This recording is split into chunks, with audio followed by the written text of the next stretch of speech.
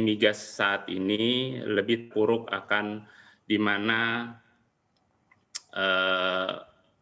kapital yang masuk untuk investasi ke Indonesia, ke proyek-proyek migas itu memang terhambat.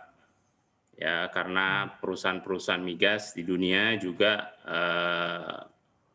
dia menyimpan kapitalnya, jadi tidak menggelontorkan banyak-banyak, apalagi untuk kegiatan eksplorasi. Karena kegiatan eksplorasi itulah yang membutuhkan kapital yang sangat tinggi, di mana pemasukan belum ada. Jadi kegiatan-kegiatan eksplorasi lah yang paling terhambat di Indonesia dan di negara-negara lain juga seperti itu.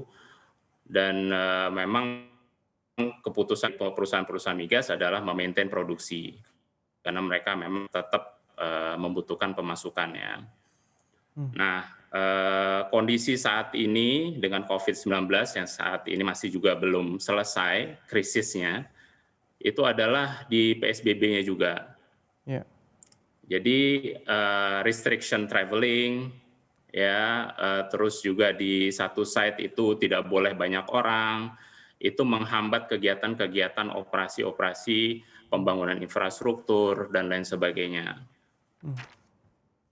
Baik, Dan Pak Muse, walaupun perusahaan K3S mempunyai, ya silakan.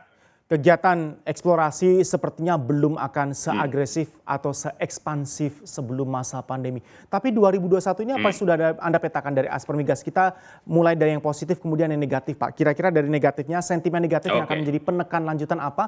Positifnya, boosternya di mana, Pak? Ya, jadi investor itu masih melihat kondisi 2021 sekarang ini. Kenapa? Karena diskusi vaksin masih juga cukup ya, prosesnya itu juga cukup membutuhkan waktu. Nah, vaksin ini memang kunci di mana kita keluar dari pandemi ini.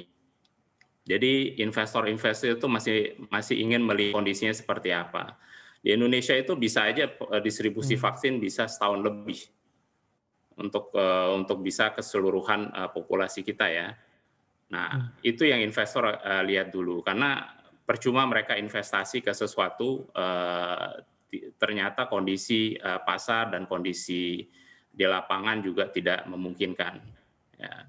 Jadi it's wait and see yang saya perhatikan selama ini. Ya. Baik, tadi juga sudah kita bahas bersama dengan Kementerian ESDM mengenai terus menjaga appetite dan juga minat dari para investor tetap berinvestasi di sektor energi. Seberapa sulit hal tadi bisa kita wujudkan, karena menjaga appetite saja ini challenge yang sangat luar biasa. Dunia bisnis tengah flat. Ya, jadi dari point of view investor, karena saya juga mewakili beberapa investor, adalah mereka itu melihat sesuatu yang pasti-pasti dulu.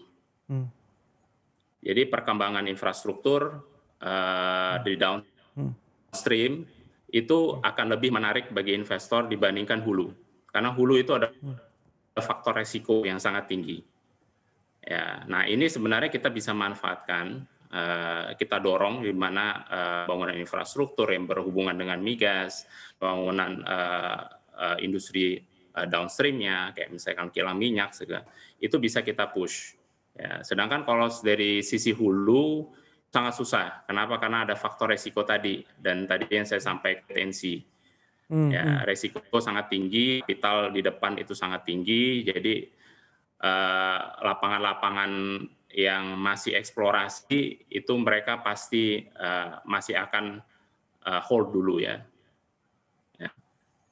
Jadi saran saya coba fokuskan kita ke sisi downstream dan infrastruktur. Install aplikasi kami CNBC Indonesia di Google Play Store dan App Store untuk mengikuti perkembangan terkini berita bisnis dan ekonomi.